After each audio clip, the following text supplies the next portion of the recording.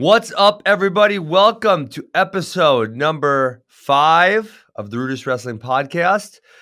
Matt, we were on fire yesterday, I thought. So, what's new in Ohio today? Anything?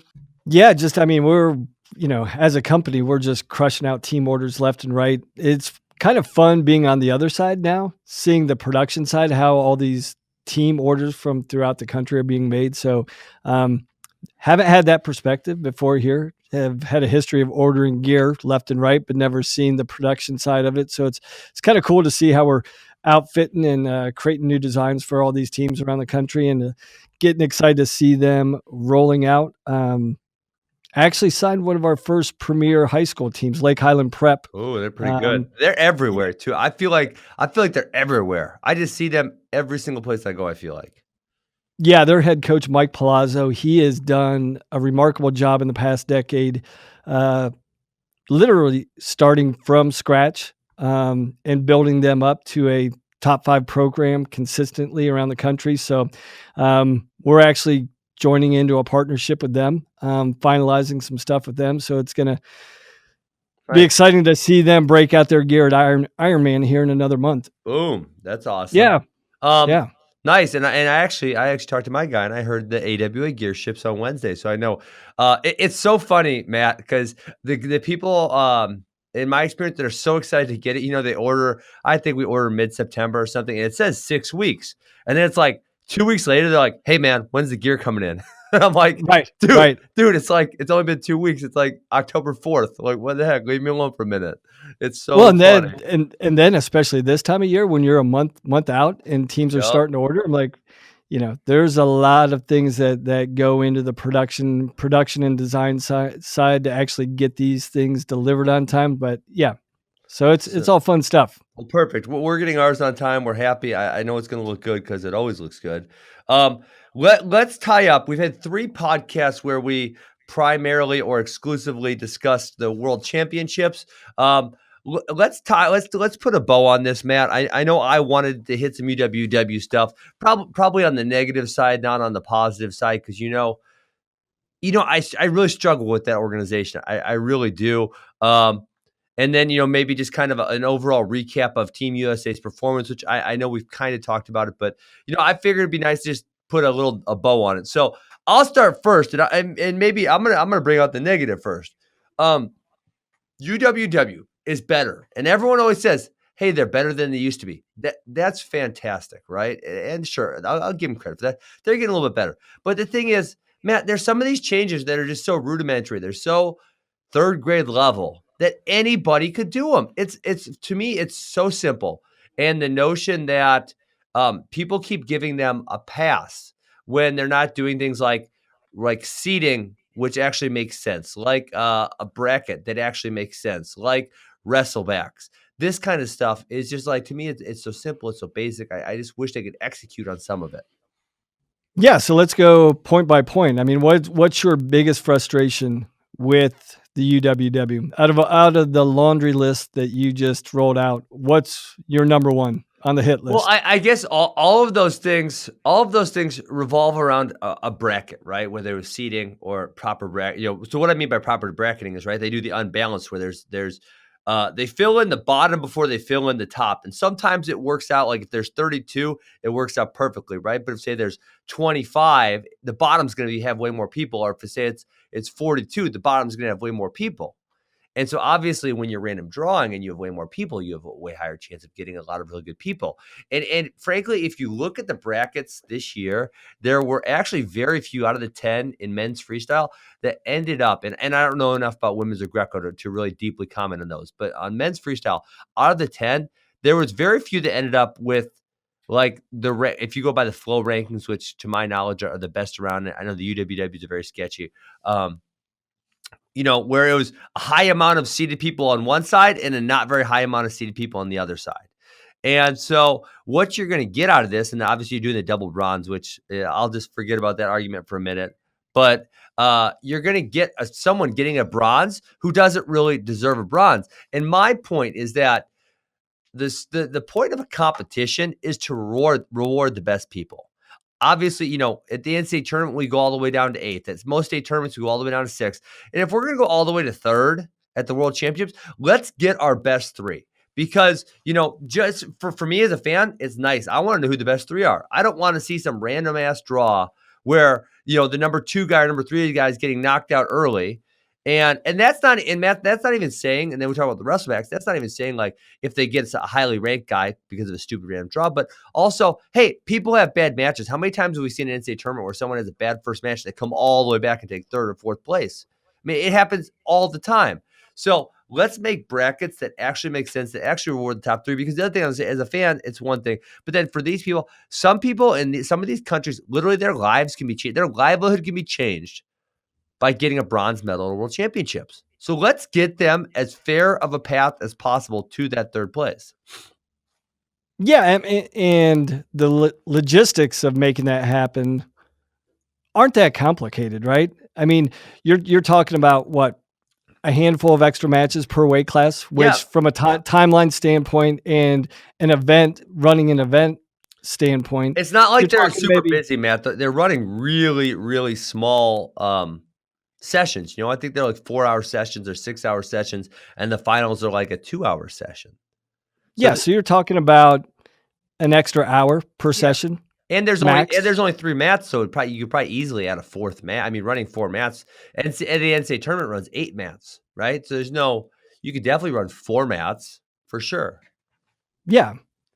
No, I think that's an easy fix. And like you said, if you want to really have a true litmus of the best guys in the competition, wrestle for a true 3rd. I mean, absolutely it's done everywhere else. I mean, everywhere else. I mean, and that's the hard part about it, Matt, is we see tournaments ran at a podunk high school gym, 500 a weekend in America. I mean, in Wisconsin, every weekend during the wrestling season, there's 12 youth tournaments around the state that are being ran with more proper bracketing than the World Championships. It's just almost ridiculous to think about.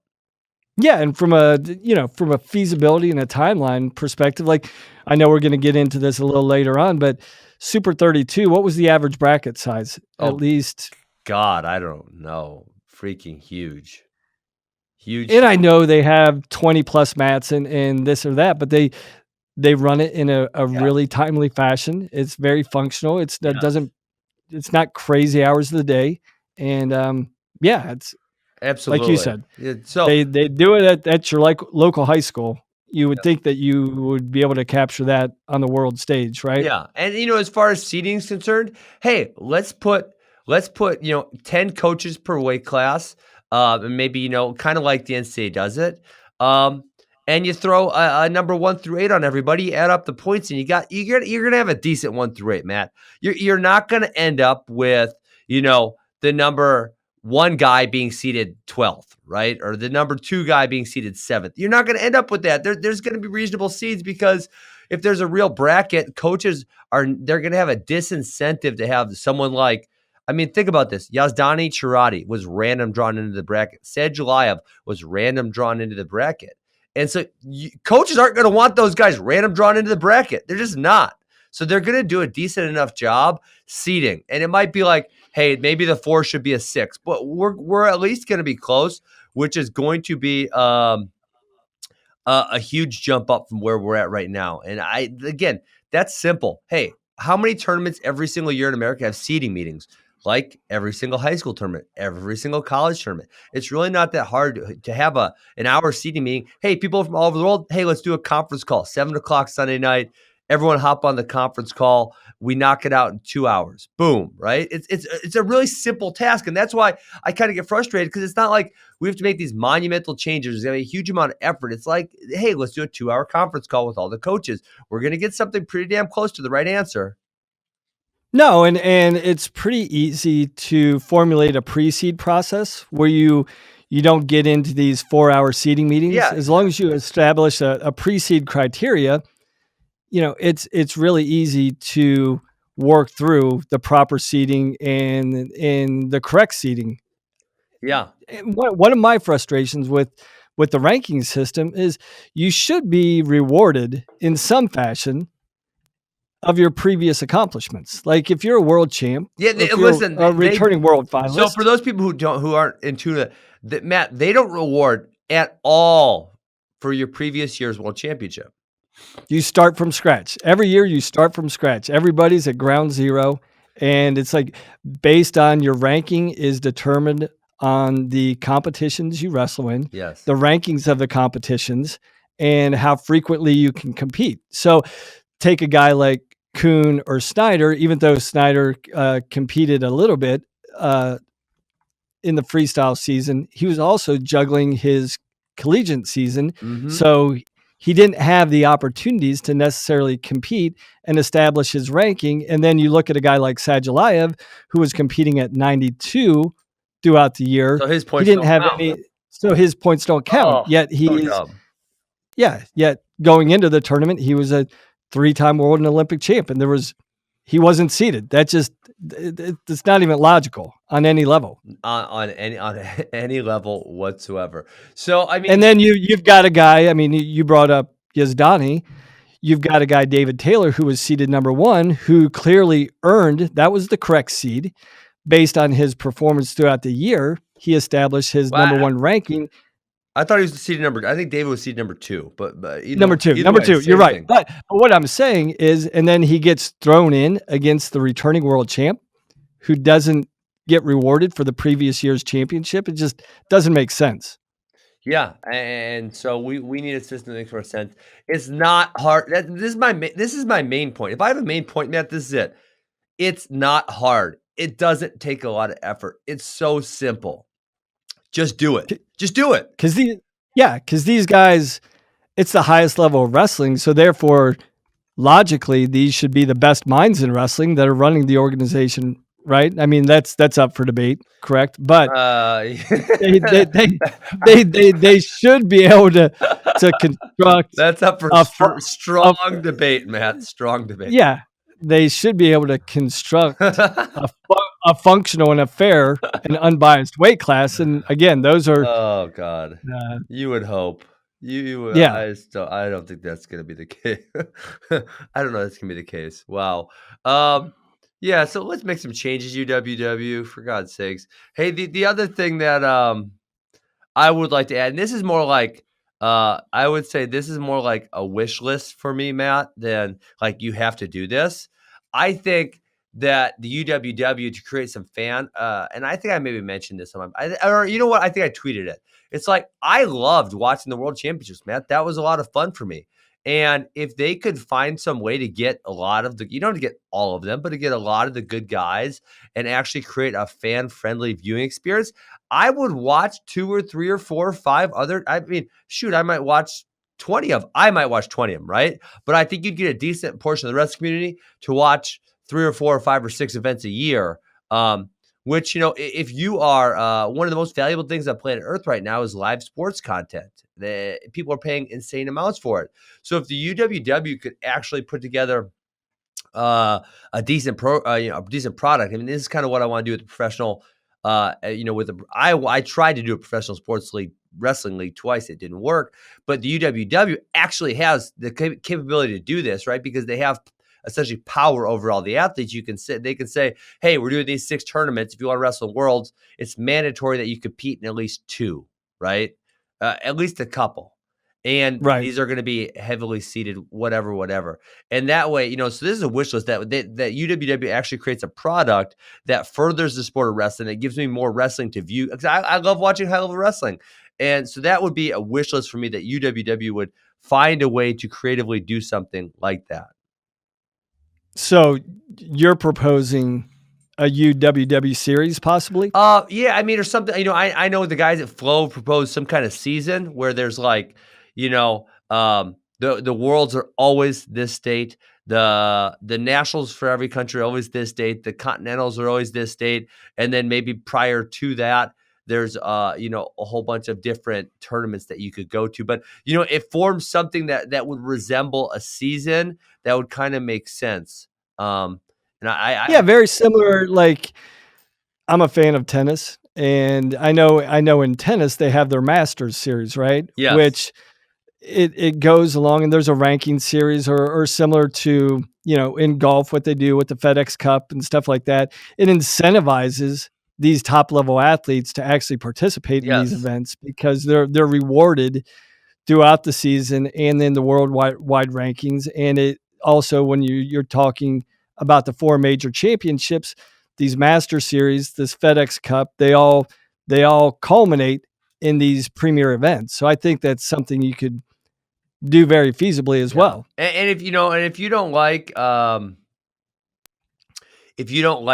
thing making it mandatory, the other thing that I could recommend here, and if they put together something, I know for example, Flow would pay top dollar for a good product if the UWW put it out, right? For the rights to stream that thing. Hey, put together a 4 tournament series, right, at a certain time in the year, and you get points for a tournament, and the winner at each weight class gets 20 grand. I know there'd be a lot of people showing up for that. There would be a lot of Americans that want to show up to win 20 grand. And I think you can say the exact same thing of every other country. And so, you would create events where a lot of really good people show up that are interesting that we can watch. And so that's not like, I wouldn't say that's a demand, but that's something that I would really, really like to see. No, for sure. Like you mentioned previously, a lot of these guys, their livelihood literally is contingent upon their performance at the World Yep. Championships. And if you incentivize them to have, better opportunities to create a livelihood for their families through this series or whatever, I think it would be, Hello? I think it would be attractive. It'd be appealing. And, Uh, I would credit those guys. Like the World Championships itself was very fan friendly, user friendly, interactive, and it was very enjoyable to watch. Yeah, and so let's go UWW, get it together. I'm excited if they make some changes, but I'm not gonna hold my breath for it. Is that fair? Well, let's hope. Okay. Let's hope for better things. So Yeah. let's go from one very poorly ran tournament to one really well ran tournament. The Super 32, obviously, in my opinion, is the toughest folk style tournament in America. I think it could be the toughest high school. I think it's the toughest high school tournament of any style, right? I think you could compare UWW cadets for sure. So, junior Fargo, you could probably compare, and UWW juniors, which I don't really count that as a high school age because college guys for the first 2 years essentially can be in it. And so, I would put my money on it being the toughest high school tournament in the country. The depth is just outstanding. And you said earlier, man, they run this tournament so well. It's so smooth. I kind of like complaining, and I don't have any complaints. I got none. They did a great job. Yeah, like you said, I mean, the concentration of talent that participates in this event is higher than any other tournament in the country by far, right? I think it's by far. I think, you know what? I think Fargo might be close, but the thing about Fargo is it's split into 2 age groups, right? It's split into cadet and junior. So you essentially have a division of the talent. And also the reality of it is, with all these events, I mean, basically we're in an era where there's a year-long wrestling calendar. Yeah. It used to be back in the day, you had a folk style season and then you had a freestyle season, right? Yeah, Matt. Now, yeah, you're right. Yeah. So now, I mean, you basically have a year-long calendar, and a lot of these individual athletes and these high-level clubs like AWA and these Pinnacle, clubs around the Young country. Guns, yep. Yeah, Young Guns, Pinnacle, you name it. There is a segmentation. You're one of the few that really focuses on all facets and all styles of wrestling, correct? But there are a number of high-level clubs that they just focus on folk style. Yeah, I believe that's on the East Coast. That's not really prevalent too much out here in the Midwest. I think that's an East Coast thing because they have what are the big duels at the end of May? NHSCA maybe, and then I know they have the Disney duels, which is a folk style duel, and that's really popular. So I do believe that's more of an East Coast thing to focus exclusively on folk style. But yeah, you're totally right, Matt. And I'm not that old. And even when I was in high school, literally there was there was no tournaments. Like you couldn't find them in the fall. And I loved to compete. And I remember trying hard, like my junior, senior in high school, to find something to go wrestle at. I even tried to get into some college opens. They told me to get lost. But I couldn't find anything to compete at. And so, sometimes, especially for the youth kids, I would say it's almost gone a little too extreme to the other side. But, I love, especially for Wisconsin kids, I love the Super 32 because some of those Ohio, Pennsylvania, New Jersey, some of those kids get to wrestle the really big tournaments in the season, but Wisconsin and I know a handful of other states, we have we have travel restrictions Right. and we can't go to a lot of big tournaments. We have one big tournament here called the Cheesehead. Some out of state teams come, but Wisconsin kids can't travel that much. So they're not going to get a bunch of high level matches in the season. So, for what it's worth, I think it's important for them to get not every kid, but the Wisconsin's best kids to get a little bit of a test before the season starts. No, without a doubt. And I think that's a good point that you touched on with these travel restrictions from these state federations. That's a lot of states. I can't tell you how many, but it's a lot. Yeah, I would say the majority have travel restrictions in this day and age. And so during the college or the high school season, a lot of these high level talent kids don't have the opportunities to compete in the Ironman or the Beast of the East because they're simply not allowed by their state federations. And so when you're thinking like a lot of these parents think, they want visibility, recognition, which in turn leads to scholarship opportunities. Yep. 100%. And it's contingent upon them being able to compete against these other high level kids because as a former college coach, you want to see the best against the best because that's your best evaluator. That's your barometer. And that is your barometer. I always tell this, I tell people this, because some people want to make the recruiting process a lot more complex than it is, Matt. And it's like, they want to say, well, if he plays other sports or if this or if that, or, will that get him a scholarship? It's like, no, like in wrestling, they literally have to go prove it. And, it's as crazy as this, Matt. It's like, I've had a couple kids and I'll tell college coaches, this kid is really, I'm telling you right now, he's really, really, really good. You should get on him. They don't listen to me. They don't listen to me, Matt. If they don't listen to me, who are they going to trust, And then, with a handful of these. Well, it's almost like, and I've been there and I've made those calls, but once you build up a level of credibility, obviously you as a coach or you as an athlete, Ben, have the wrestling credentials to make an informed opinion. But a lot of times when you make a recommendation, now you have to prove how capable you are as a coach, right? Yeah. To build credibility as a coach to make these observations to these other college coaches. Sure. But now, so like 3 or 4 times, those kids who I've said, like Peyton Mako was one. I'm like, he's getting really good. I was telling you, he's going to get really good. Aaron Schulis, like it. I'm telling you guys, he's really good. He hasn't done that well at national level yet, but I'm telling you, he's good. And then they have that breakout performance and everyone's all over them. But it's like a few of the friends that I kind of like tell these kids about, they could have got the jump on them. They could just say, Ben, I trust you. I'm going to get the jump on this kid. And instead, it seems like everybody waits to see it happen. And so, that's the thing with wrestling, is you almost have to go prove yourself. Like there's almost not and that's one of the reasons I don't like these, like, what do they call the college recruiting camps?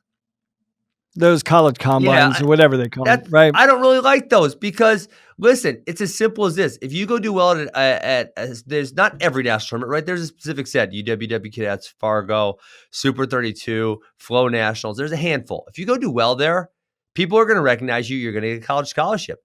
If you don't do well there, it's going to be very, very difficult for you to get that.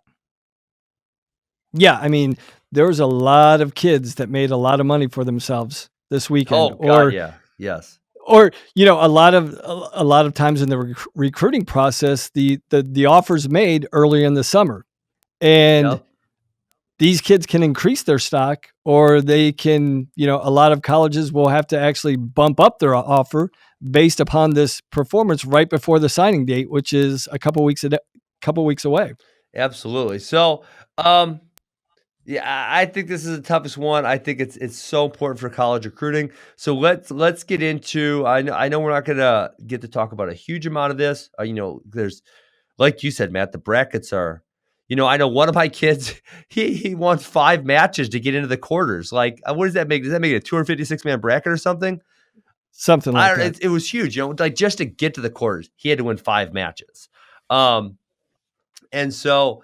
I think the story of the tournament, before we get in, we're talking about some of the finals that we liked. But the story of the tournament was Adam Busiello. He was going for his record's 7th straight, right? Which is crazy to think about how hard it is to win one of these things. And he was going for 7 straight. He DNPs. How crazy is that? Yeah. And it seemed like he was, I don't know what was going on with him. I don't know if there was a health issue or what was going on. Or maybe stress. I mean, maybe stress. I mean, because they were hyping it up, right? Hyping the crap out of it. Yes. Yeah, as they should be. I mean, that's a pretty significant achievement going for 7. So maybe he was feeling the pressure, but he didn't seem to be at his best the entire tournament. But here's kind of the thing, Matt. It's like, okay, I look at his opponents. Round of 32, right? Which seems like that should be really early in the tournament, doesn't it? Round of 32. I know Danny Pacino because he wrestles from Illinois, and I've seen him since he's little. He's tough. He's really good. I believe he's going to the University of Illinois. He's super, super tough. The next kid, round of 16, this Vince Manella kid, super, super, super tough. And so it's like these kids are good. It's not like he's getting jabronis in the round of 32 and the round of 16. And that's why I'm talking about the depth. This is almost like a real college tournament, Matt, because the thing with most high school tournaments is these best kids, they're going to blow through the first 5 rounds, 4 rounds, 3 rounds without having even to break a sweat.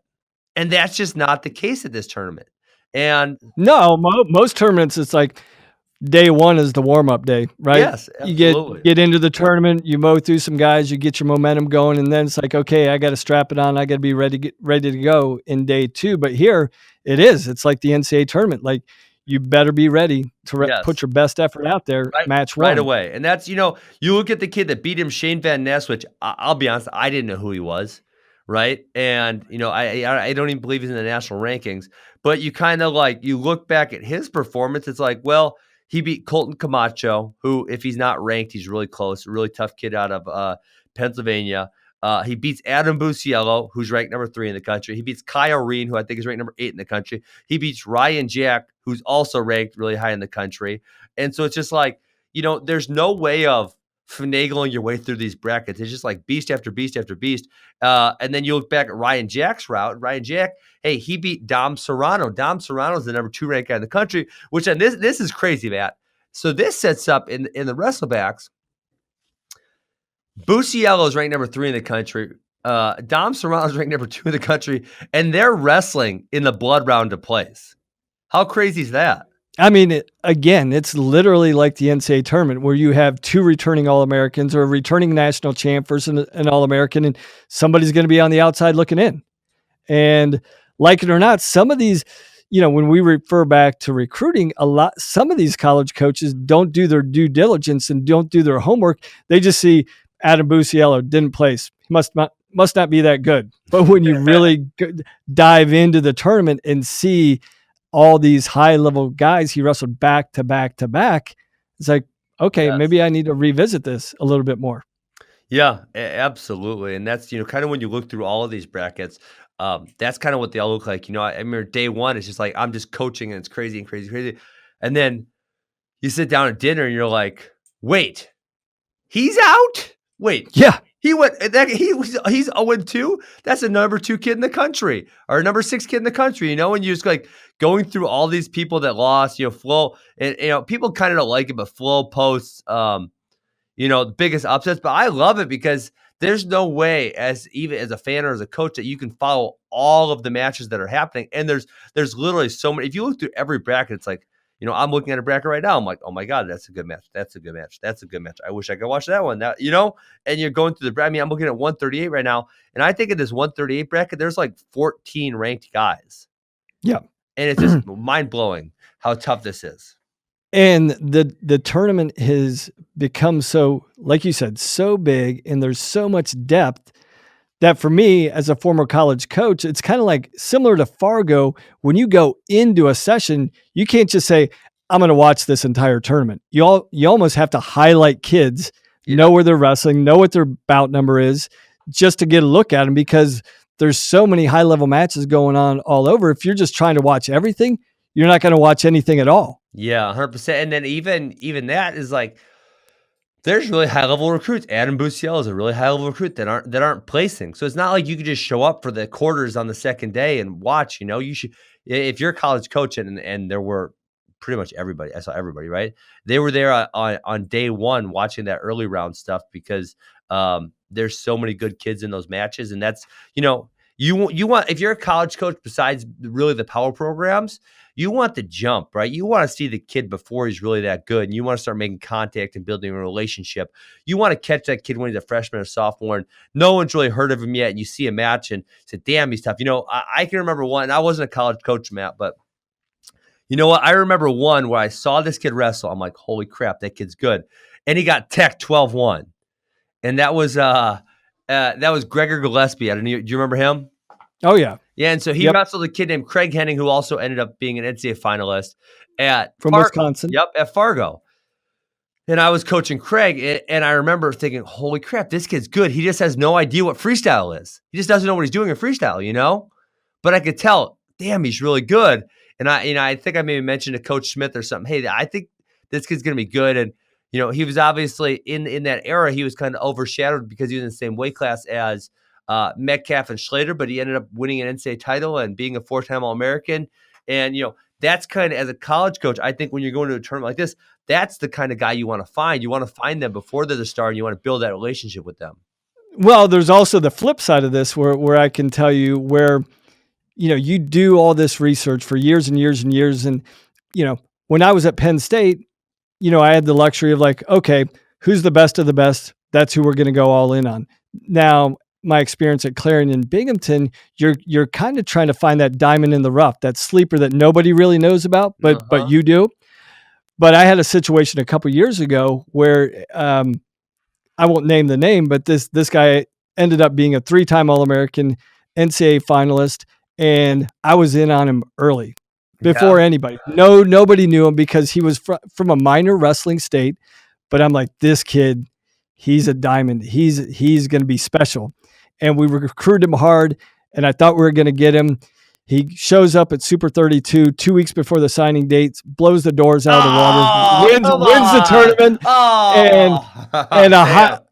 and a big time program who hadn't even talked to him.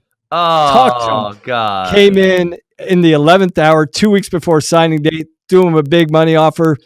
The rest is history. Didn't come to Binghamton, went to a high level program, had a high level success. That's funny. I'm excited because I know once we get off the air, you're gonna tell me who that is. I'm very curious who that is. I actually had, Missouri when. So my story is that on July 1st I didn't get one call, and then I sent out a bunch of tapes, for people to watch of me to hopefully get recruited. And Missouri called me before Fargo, and they were the only team to call me, and it was just right before Fargo, And Coach Smith tells a story. He's watching me. And I beat Troy Letters, who was like, if you remember back in that era, Troy Letters was like the freaking man. And I beat Troy Letters. I've got a side story to that. You finish your side of the story. Well, it's simple. I beat Troy Letters, and Coach Smith calls Coach Horton and says, shit, we're not going to get Ben Askren anymore. But then I ended up loving it, and it worked out perfectly. No, so I coached with Troy at Penn State, and then we coached together at Clarion, and he tells that story. He's like, I remember, he goes, I was at Fargo. It was his senior year, right? Yes, his senior year. And for those of you who don't remember Troy Letters, I thought he was pound for pound one of the best guys in college during his era. 1, 2, 3. He ended up having all those injury problems at the end of his career. Horrible neck injuries, essentially wrestled at about 50% his senior year. But anyways, he tells his story of Fargo, his senior year. He's like, he's with all the PA guys. And of course, all the PA guys think they're the man, which they are. And he's like, they're sitting around. They're like, they looked on the next mat and who's warming up, and they're like, check this guy out with the afro. And they're kind of getting a chuckle out of it. And then all of a sudden, Troy was like, you wrestled each other one of the first rounds, right? It was really early. It wasn't round really one, early. But it was early, yeah. But he was joking around. He's like, hey, I got the afro guy. And he's like, I go out and he beats me. And I'm like, who the heck is this guy? And the rest is history. He's like, it was Ben Askren.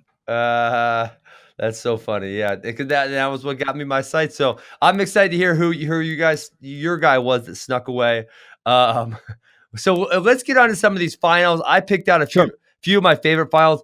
I think the one that everyone's talking about right now is number 4 versus 5. Oklahoma State versus Iowa. Dustin Plott versus Patrick Kennedy. They're both juniors right now, so they're not seniors. Great match. I think it was 16-12. You know, the one thing that I don't want to poo-poo on this match. I was just wondering and I was actually watching it with a college coach yesterday. It's like, if you watch high school wrestling, it's really tough to score off shots. People are great at scrambling, and their defense is really good. It was like when these guys shot, they scored. When they attacked, it was clean and hard to the finish. And that's great from an offensive perspective, but obviously from a defensive perspective, it was like, wow, where's their defense at? Yeah, I mean, these guys, their offensive proficiency is off the charts. I mean, the final score was basically a football score, right? 16-12. Absolutely. But yeah, just super high level attacks, super high level of efficiency on their finishes. But yeah, not a lot of defense going on there. Not at all. So I had fun with this match. I watched the first time I saw Patrick Kennedy, I watched him beat AJ Ferrari, I think he's number 1 ranked at 195 now. Maybe that was like 2 years ago. Yep. I think that was a match, and I was just really impressed. And I think he was super young. He might have been just after his 8th grade year or freshman year. And then he won Super 32 last year, and just super, super impressive. The one thing in this match is he got. I felt like. And I don't know if it was Plott's movement or the way he snapped or the way he faked, but it seemed to me like Patrick Kennedy got really tired in this match and became less effective in the third period. Well, I mean, this is, if I were to offer maybe one downside, is although these kids know what Super 32 is. I mean, they prepare for this like they prepare to win a state title. But you've got to wonder what level of conditioning some of these guys are at this time of the year, Definitely. Knowing that the high school season is still 6 weeks away, and also the volume of matches that they have to wrestle. Yes. And as we were saying, not only the volume, but the intensity of every one of these matches. Yep. Like if they're wrestling 6 to 8 matches, and like we were talking about with Busiello, he's got 5 or 6 high-level matches against high-level ranked guys. I mean, exactly. It's a war of attrition. And so you have to be in peak shape almost. So I don't know if Kennedy maybe wasn't in peak shape, which, I don't disagree with him for doing that. I mean, it's October. I mean, you don't really want to be at peak form, even though you want to. So I don't know if he was in peak shape or he got dinged up during the tournament or something happened. But yeah, he did seem to wear down later in the match. And so, we'll withhold judgment. Obviously, great match. I think those two guys have bright futures. I believe the top 3 at that weight class are all seniors. So, obviously moving into next year, those guys will, if they keep it up, they'll be number 1 and number 2. The other one that I was really impressed, and I knew this kid was good, and he had a breakout early in his career. I don't want to say he did poorly. He just didn't quite do as well, and that's Dylan D'Amelio. And I was really impressed. He kind of put it on Bo Bartlett in the finals. He took him down, rode him really hard. I was really shocked. Bartlett ended up choosing bottom in the third period and he got ridden out, I want to say almost a whole second period. And then chose down, got ridden for a long time again. And when he finally did get to escape, D'Amelio pretty much took him down. Right. I don't want to say, in my memory, now I haven't rewatched this, but in my memory, it was like he took him out right away again. And so, really, really, which is atypical when you're thinking about an Ohio guy and a PA guy. You would think the overall strength of the PA guy would be on top and bottom, right? And it actually turned out that D'Amelio turned out to be the superior rider in this match, and probably was a difference maker. I mean, riding someone out for an entire period and then riding them for a significant time in the third period wears the heck out of you. And once he does escape, he's got not a lot in the gas tank, and D'Amelio secures that final takedown. I think this was a breakout performance for D'Amelio. I think everybody knew he was good, but he's been one of those guys that's always been knocking on the door against a lot of these top guys. And for him to capture this title was an extremely impressive performance on him. Yeah. And again, if we go back to the route he took to get there, he has number 16 ranked from Bethlehem Catholic, Kenny Herman in the round of 16. He's got nationally ranked Jordan Hamden from Michigan in the round. I'm sorry, that was round of 32. He's got round of 16. I was right. Quarterfinals is nationally ranked Jordan Hamden. In the semifinals, he's got very highly. Let me see what he's ranked. Number 7, Sam Hillegas. And then obviously in the finals, he's got number 4, Bo Bartlett. So again, not only just winning that one big match, Matt, right? And we're talking about this, we're beating this dead horse, but winning nationally ranked after nationally ranked after nationally ranked. This is 4 nationally ranked matches in a row that he won to take the title. No, and that's the thing, from a college perspective. Sometimes you see kids have a big match and they beat someone they're not supposed to. But when you see consistent performance, round in and round out, back to back to back to back, you're like, yeah, this kid's the deal. He's the dude, man. Yeah. And so I was impressed by him. Really, really solid performance. And I don't know, he obviously made the Cadet World team. I want to say that was before he was a freshman. And then like you said, kind of been a little up and down, not super consistent. And I would say another breakout performance here. And then so many guys to get to here. I'm just scrolling through the results, and it's right. like, who do you want? We're leaving so many unbelievable wrestlers out right now. Yeah, I mean, honestly, you could spend a podcast on like every single bracket in here. If you like look, like I was just naming off matches there. It's like I'm looking at 132 here, Matt, and we gotta get on. But you got, look in the round of 32, or in the round of 16, nationally ranked Frankie Tal-Shahar loses. Nationally ranked Mick Burnett loses. You got nationally ranked Kenny Herman lose it, right? And yet nationally ranked Gabe Hickson-Boss. So you're having we're talking 5 or 6. Ryan Sokol, I know he lost around 32. He's nationally ranked. You're having just guys nationally. In one of these brackets, there's like 16 to 20 nationally ranked guys. It's crazy. Yeah. So one last final. Let's get to one last final. And that was number 1 versus number 1. Richie Figueroa bumped up to 113 to take on also number 1 ranked Greg Diakomihalis.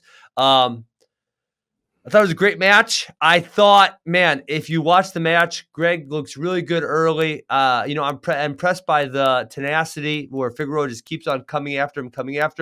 And then really, I thought Greg Diakomihalis was on what would be the winning takedown. And he kind of got sloppy on the shin. Figueroa has a shin whizzer on him. He kind of gets sloppy. Figueroa picks his ankle from there, gets on top, rides him out for the win. So obviously, we're going to have a new number 1 ranked guy at that weight class. I'm super impressed. I hadn't watched Richie Figueroa a huge amount, but I was really impressed by him. Super, super talented. And I think the same thing for Diakomihalis. Hopefully we see this later on in the year at some point, because just 2 really, really talented kids. Very exciting match. And like you said, when it came down to that last finish, usually that's Diakomihalis is one of his strengths. Once he gets in on that leg, and he's so comfortable, and he gets this, I'm sure he's learned this a lot from his brother as well, just how to finish in different situations. He's so good at adapting to finishes that it was somewhat surprising that he wasn't able to convert that last leg attack. Yeah, I like I said, I was thinking, okay, this is over. And then boom, all of a sudden he kind of got just a little sloppy, slightly careless, and Figueroa got him. So congrats to him. That was awesome. The last thing before we cut out here, and then, man, Matt, when we get back next week, we get to talk about college wrestling. How fantastic is Yeah, that? gonna be a lot of fun. So much. I'm so excited for the season. So the last thing, we got to talk about here is I need to give a little shout out. We had AWA kid Keegan O'Toole. He won the title at 145. So happy for him. Obviously, just competed at who's number one at 138 pounds last month. The kid's growing like a weed. And, a lot of people thought he was undersized, but he went out there. And I want to say he had either 3 or 4 nationally ranked opponents. And he ended up getting 4 pins and just really super dominant performance. So couldn't be more happy for him. Yeah, super impressed with him. Was that actually your first Super 32 champ? Yeah, we really only started going 3 years ago. Where I said, okay, damn, this tournament is so good, we got to go. I think in the first year, I had Jacob Rashka. He was our only placer, and Matt, someone from RUDIS has called me. Tell them to leave me alone. So Rashka made the semis, did the semi slide, took 6th place. He was our only placer. Last year we had 3 placers, the highest being Jared Kradiger, who took 3rd. But I was telling my kids yesterday, some people, we kind of in this room, we kind of always knew Keegan was good, but Keegan last year was like 3-2. Like he didn't sniff placing. He didn't come close to the second day. And then, just makes this gigantic jump in the last 12 months from last year to this year, where not only did he win the tournament, but he really didn't have anyone that was competitive with him. And this is in a bracket where, I want to say there was maybe between 8 and 12 ranked guys. I don't know the exact number, but a lot of really, really, really good guys. And no one was really very competitive with him. No, extremely impressive performance. And I know you've mentioned to me Keegan in the past. It's good to see persistence being rewarded and consistency and all into your training system. So excited to see you get your first Super 32 champ. Yeah. So, all right. That was fun. I wish we had more time to talk about the Super 32. And there's other stuff we didn't even get to. But next week, when we come back, we'll be talking about college wrestling. I'm pumped for the season. Matt, have a great day, and I will talk to you later. All right. Take care, Ben.